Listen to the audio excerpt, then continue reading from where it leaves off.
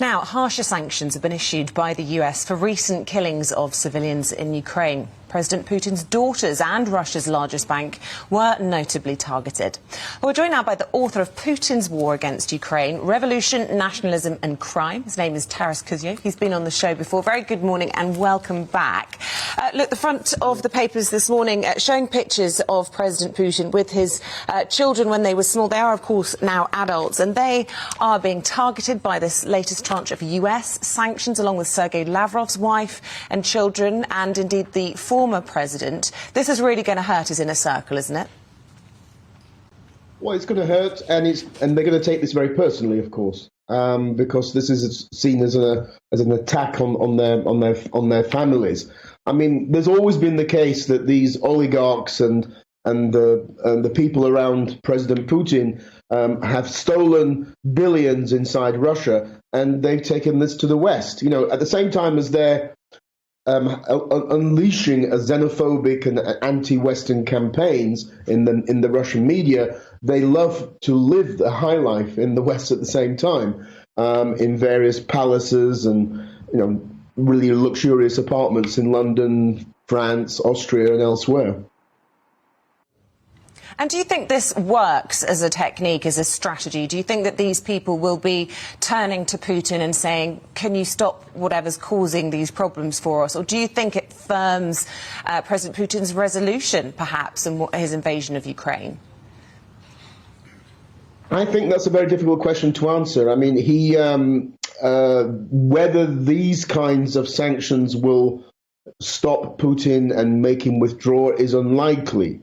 At the same time, all of these now very tough for the first time, and these kind of sanctions were never implemented in 2014 when Russia first attacked Ukraine. Now we finally have these tough sanctions, and they will have, I mean, these take time, they will have a tremendous impact on Russia's economy, Russia's finances. So I think that what that will do is start to erode his support amongst the elites, because what these elites are in for is, like Putin, to steal. If that system of theft, of joint sort of, you know, living off the goodness of Russian resources now comes unstuck because of these Western tough sanctions, that is going to, I think, cause dissension amongst the people at the top, because their personal interests are going to be, as it were, undermined. There's no honor amongst thieves, as it were, amongst these crooks. But Taras, I suppose that's the people at the top. What about the ordinary, and I say ordinary Russians, but I mean I'm referring to influencers, people in Russia who are still posting videos of them chopping up Chanel handbags in their rage as a symbol of their rage against the response from the West. I mean, he's still very much, understandably, I suppose, through the propaganda, got the support of ordinary Russians, hasn't he?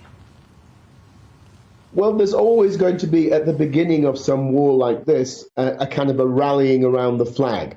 And there was an opinion poll about 3 or 4 days ago, a Russian opinion poll, from the last remaining independent polling organization in Russia, which found 81% of Russians support the war. 81%. That means young people as well. I'm a bit fed up of sort of liberals in the West telling me, this is Putin's war, it's not the war of the Russian people. That's not true. But that's now. It's a rallying around the flag at the beginning of the war. There are two factors that are going to impact upon that support. Firstly, the high number of casualties coming back. I mean, we're talking now nearly 20,000. These are all young people who have been killed in the war. And secondly, the impact of, the impact of those sanctions will also be have a big effect, in some ways even greater effect, on the average person in the street, because there's already rising unemployment. And so that kind of social contract that Putin has had for many years with the population, that I'm going to give you a high standard of living, you just don't get involved in politics, that was basically the agreement, is now becoming unstuck. So I think there is importance of problems for Putin down the road, but at the moment, yes, there is this rallying around the flag. I suspect that Chanel handbag probably was a fake anyway.